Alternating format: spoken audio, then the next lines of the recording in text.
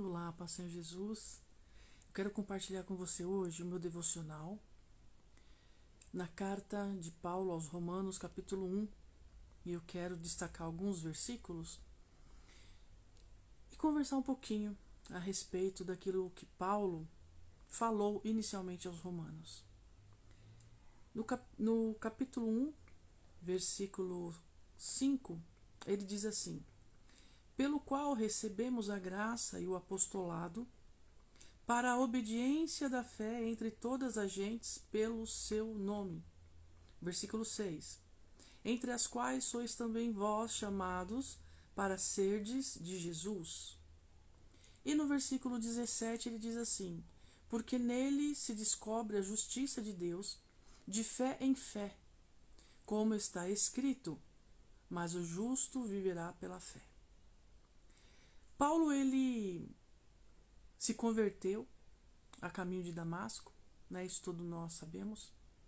E nós sabemos também que ele era um perseguidor, porque ele conhecia toda a lei, mas ele vivia uma lei sem o amor, né? Ele era radical, ele era zeloso pela lei, mas ele ainda não tinha conhecido a graça de Cristo, ele ainda não tinha conhecido Jesus. E quando ele tem esse encontro com Jesus, a vida dele é transformada. Então tudo aquilo que ele sabia sobre Bíblia, né, eu vou colocar nesses termos porque hoje a nossa Torá é a Bíblia, né? A nossa escritura sagrada da parte de Deus é a Bíblia, né, de Gênesis a Apocalipse. Então ele diz assim: pelo qual recebemos a graça. Então você vê que ele fala no plural e ele está falando para os romanos. E os romanos não são descendentes de Abraão, mas são incluídos no Evangelho da Graça. Então Paulo diz assim: olha, pelo qual recebemos a graça e o apostolado. Então essa coisa do apóstolo não é um título. O apostolado é uma função no reino, a fim de que se cumpra uma missão de ensinar, né? É lógico, Deus dá conforme a capacidade de cada um, né? Deus, ele vai ali se revelando de acordo com o nosso relacionamento com ele. Então, à medida em que nós vamos conhecendo mais das Escrituras, que nós vamos nos aprofundando mais, Deus, ele vai nos dando uma porção, né, equivalente àquilo que podemos suportar. Né? Se nós ainda somos meninos e Deus dá algo que nós não sabemos lidar com aquilo, né? Se ele entrega alguma coisa que nós ainda não temos maturidade, provavelmente isso fará mal muito mais do que bem. Então Deus, ele vai sondando os nossos corações, ele vai nos capacitando, e de acordo com aquilo que vamos crescendo em graça e conhecimento, então Deus vai nos dando uma porção. E através dessa porção nós vamos entregando às pessoas, né? Nós vamos compartilhando desse pão, nós vamos nessa comunhão, né, de todos os santos, de todos esses que são chamados para o apostolado. Então aqui Paulo, ele deixa muito claro aos romanos. Então ele está dizendo assim: olha, vocês cidadãos de Roma, vocês que não têm descendência com Abraão, vocês também receberam a graça. Por quê? Porque no versículo anterior ele diz assim: declarado filho, se referindo a Jesus, em poder segundo o Espírito da santificação, pela ressurreição dos mortos, Jesus Cristo nosso Senhor. Então Paulo, ele começa o ministério dele escrevendo essa carta aos romanos e dizendo assim: olha, vocês também são chamados para viver o Evangelho. Vocês também são chamados para desfrutar dessa graça, desse favor imerecido. Então, vocês também receberam a graça e o apostolado. Né? A gente não pode ficar dando valor para os títulos, porque isso acaba, de uma certa forma, acaba nos envaidecendo. Então nós temos que tomar cuidado, porque quando Paulo, ele começa essa carta, ele diz assim, na sua identificação pessoal: Paulo, servo de Jesus Cristo, chamado para apóstolo. Ele não diz assim: eu, apóstolo Paulo. E nós invertemos a ordem das coisas. Nós temos que tomar cuidado. O nosso único título é de servo. Né? Então, se você deseja ter um título e ser chamado de alguma coisa, escolha ser chamada Eu, fulano de tal, servo, serva de Cristo. Amém? Porque o evangelho é um evangelho de humildade. Então, o próprio Jesus disse assim, olha, bem-aventurados que se humilham, né? Bem-aventurados os humilhados, porque eles serão exaltados. Então, quando nós entendemos essa nossa condição, então nós vivemos uma vida de humildade, consequentemente, né, nós desenvolveremos bem a nossa função no reino. Porque a missão é de Cristo, a gente só foi comissionado para dar continuidade na pregação do Evangelho. E é isso que nós devemos fazer, ensinando as Escrituras, meditando dia e noite. Então, dito isto, né, a respeito do chamado, daquilo que nós já recebemos, né, porque aqui ele não diz, olha, vocês receberão a graça e o apostolado. Não, ele diz assim, pelo qual recebemos a graça e o apostolado para obediência da fé em todas as gentes pelo seu nome. Isso é universal. Né? Jesus, quando ele morre ali na cruz, ele compra a humanidade. Não tem um que ele não tenha pagado o preço por aquela vida. Ainda que essa vida tenha se perdido no próprio pecado. Mas o preço foi pago, isso não anula. O quanto eu erro, né? Se eu errar 1000 vezes por dia, se eu errar uma vez, o preço que foi pago pela minha vida é imensurável. Entende? E aí ele diz assim, entre os quais sois também vós chamados para serdes de Jesus. Então, quando ele está explicando que a graça veio e que nós já recebemos a graça e o apostolado, ele diz assim, completando, né, essa fala dele, para deixar tudo muito bem claro, esse chamamento de Deus para nós. Então ele diz assim, então também vós, chamados para serdes de Jesus. Por quê? Porque ele começou dizendo assim, olha, vocês já receberam a graça e o apostolado. E esse chamamento, essa convocação santa que Deus faz através da pessoa de Cristo, aquele que ressuscitou dos mortos, é para tornar vocês de Jesus. Então, assim, quando a graça nos é dada, nós temos que entender que nós temos um dono e que esse dono se chama Jesus Cristo. Então nós temos que ter essa consciência de que somos dele. E sendo dele, vivemos aqui, ó, de fé em fé. E quem é o justo que viverá pela fé? É aquele que reconhece que não pode fazer nada por si mesmo, é aquele que tem convicção dos seus pecados, que se envergonha dos seus pecados, que reconhece, né, as suas fraquezas carnais, que entende isso e que busca Deus porque sabe que a graça já nos é dada. Então, sabendo que essa graça já é nossa, nós vivemos de acordo com essa graça, com o sacrifício de Cristo. Então, nós vamos vivendo, crescendo, conhecendo, buscando, meditando, caminhando, encarando o processo, né, amadurecendo. Para quê? Para vivermos como pessoas justas. Só que essa justiça não vem de nós, essa justiça vem de Deus. E Deus é o executor de toda a justiça. Só que Ele se manifesta através de nós também. Então, quando eu entendo o que é justo perante Deus, eu pratico todas as coisas, né, com amparo na Bíblia Sagrada. Então, quando eu vou tomar uma decisão, eu penso naquilo que eu já aprendi, à luz das Escrituras, e aí eu tomo minha decisão pautada na Bíblia, porque eu já sei como é que eu posso ou não agir. Paulo, ele escreve que tudo é lícito, porque nós temos o livre-arbítrio. E Deus não é um Deus carrasco, Ele é um Deus de amor. Embora, muitas vezes, Ele tenha que nos permitir passar por algumas situações para que sejamos formados, para que sejamos aprovados, para que sejamos, né, ali experimentados. E Ele vai sondando o nosso coração. E quando Ele sonda o nosso coração, Ele verifica, de fato, se nós somos dispostos né? Se nós somos pessoas dispostas a obedecer, a viver de fé em fé, a buscar o reino, ter a mente de Cristo. E ter a mente de Cristo não é simplesmente se declarar cristão, mas é pensar com a mente de Cristo. Só que isso nós só vamos saber quando nós mergulharmos nas Escrituras, quando nós sabermos exatamente como é que Cristo pensa. Então ele veio como homem, viveu como homem, né? Subiu aos céus.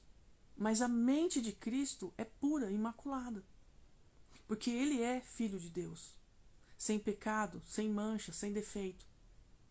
E como que nós vamos então, né, nessa condição caída, termos êxito nessa nossa busca, nesse nosso novo nascer no Espírito? Só existe uma maneira, morrendo na carne. Nós precisamos morrer na carne. Quando nós morremos na carne, quando a nossa carne ela está literalmente morta, e como é que nós matamos a carne? Renunciando aos pecados. Porque cada vez que a minha carne ela quer pecar, cada vez que a minha carne quer, sei lá, se irar, falar mal, entrar numa situação de fofoca, muitas vezes a gente está ali conversando, de repente surge, isso faz parte do dia a dia. Nós temos que evitar essas situações. Nós temos que evitar esses círculos, né? A gente tem que amar as pessoas, mas se nós sabemos, nós já analisamos que aquelas pessoas têm essa tendência a, quando estiverem reunidas, falarem mal de alguém, nós evitamos. E se não for possível evitar, por uma situação específica, nós nos calamos ou nós nos posicionamos no sentido de, olha, não quero participar.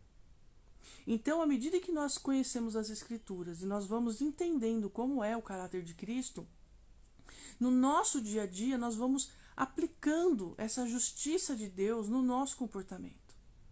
Então, esse justo aqui, que vive pela fé, é uma pessoa que reconheceu o pecado, que está renunciando ao pecado, embora isso seja uma tarefa diária. Então, tem pecado que você renuncia hoje, amanhã você não pratica mais.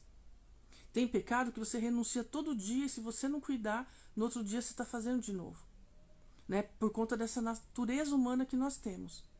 Mas, se nós examinarmos as Escrituras e considerarmos que nós já recebemos a graça, que nós já recebemos o apostolado, né? Que nós temos sim condição de aprender a Bíblia, de praticar a Bíblia, de compartilhar a palavra, de ensinar outras pessoas aquilo que nós estamos aprendendo dia a dia.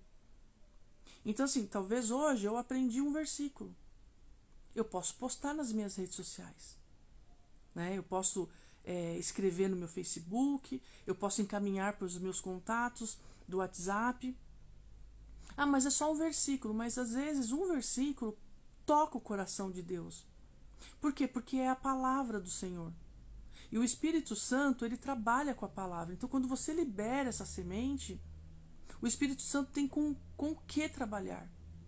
Mesmo que seja só um versículo da Bíblia. Não é simplesmente escrever algo sobre a Bíblia. É literalmente ou transcrever o texto para alguém, né? Copiar um versículo literal e encaminhar para alguém. Talvez um versículo de motivação, de alegria, né, de conforto, porque às vezes as pessoas estão precisando disso também. Mas o mais importante não é isso. O mais importante é, de fato, observar as Escrituras no seu contexto geral e amplo, profundo, e ensinar as pessoas. Né? Essa questão do apostolado, da graça, do ensino, do galardão, de termos a mente de Cristo. E como é que eu vou ter a mente de Cristo? Imagina que você está de frente para um espelho. Você não está vendo o seu rosto natural, né? No dia a dia, você não contempla o seu rosto. Mas se você olha para um espelho, o que você vê nesse espelho? Você vê uma imagem. Mas daquilo não é você. Aquela imagem no espelho, ela diz algo sobre você. É algo semelhante a você. Assim é Deus. É como se Deus estivesse ali parado na nossa frente e nós olhando para ele, nós víssemos a nós mesmos. Só que nós não temos a divindade. Nós não temos esse atributo. Mas o que Deus nos deixa? A mente de Cristo. Então, quando nós entendermos, né, definitivamente que precisamos ter essa mente de Cristo, nós vamos começar a meditar nas Escrituras de uma maneira pontual, de uma maneira profunda, para que cada dia mais, de fé em fé, né, vivendo por essa fé, crendo que é possível, porque tem pessoas que entregam a vida para Cristo e andam com Cristo, mas não estão em Cristo. Entende? E é diferente. Né? É muito diferente você estar com e você estar em. Então, assim, essa carta de Paulo aos Romanos é uma carta muito profunda. Esse capítulo 1 aqui, ele trata de várias questões. Ele fala da fé, né, que é necessária aos romanos para que eles possam viver uma vida espiritual, abandonando os deuses de Roma, porque é uma cidade extremamente idólatra. Até hoje né? Roma, onde está o Vaticano, ali na Itália e tal, eles têm muita idolatria. Né? Alguns países europeus são extremamente idólatras, eles têm essa coisa da imagem mesmo. E você vê, Deus nos fez a imagem e semelhança dele. E nós fazemos deuses à nossa imagem e semelhança. Você vê o contrassenso que nós vivemos? E o quanto isso afeta a moralidade de Deus, a integridade de Deus. Então, isso é uma ofensa.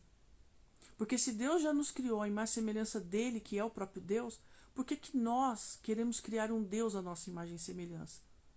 Por isso ele repreende o tempo todo essa coisa da imagem, de escultura.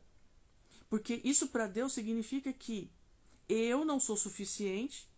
Eu estou dizendo assim, da mente de Deus, né? Eu fico imaginando aqui que Deus olha para a gente e fala assim, poxa, eu não sou suficiente.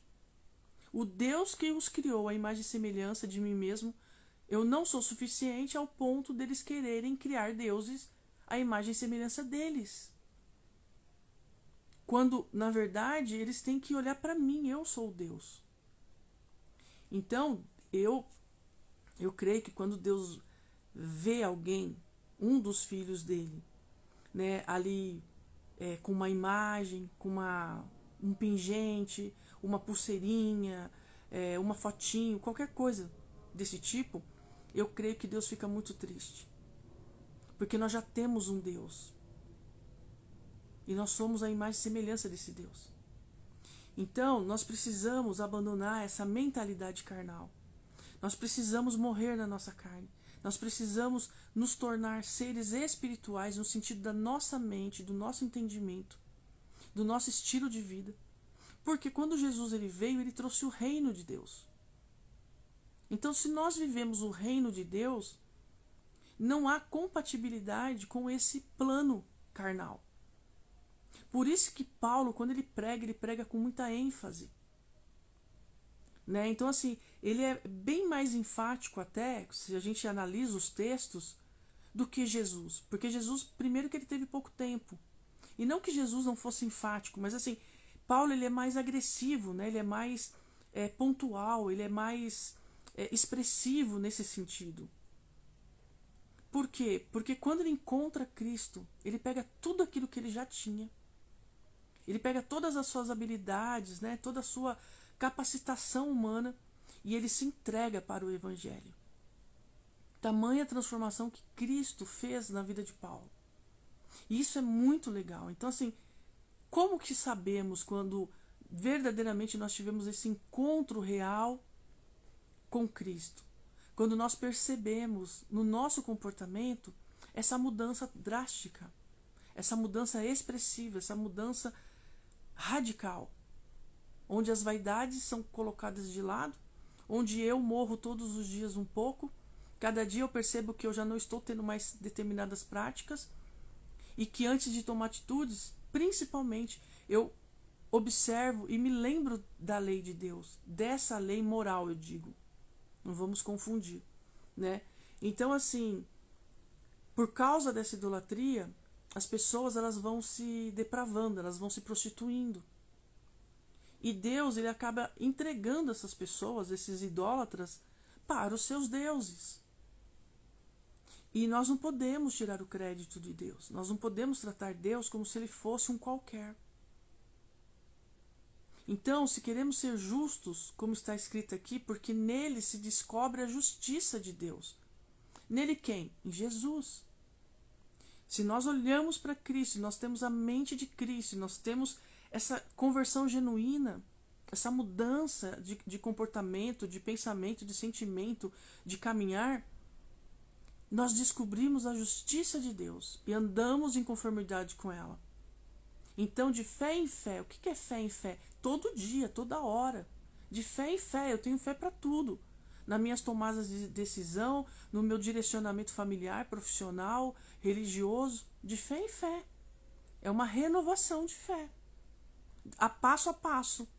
Como que é passo a passo? Você não dá um passo em cima do outro, você dá um passo na frente do outro. De fé em fé é a mesma coisa. Você vive hoje pela fé, amanhã pela fé, depois pela fé. Entende? E não é uma fé para conquistar, é uma fé para ser. Ser o quê? Isso que Paulo diz.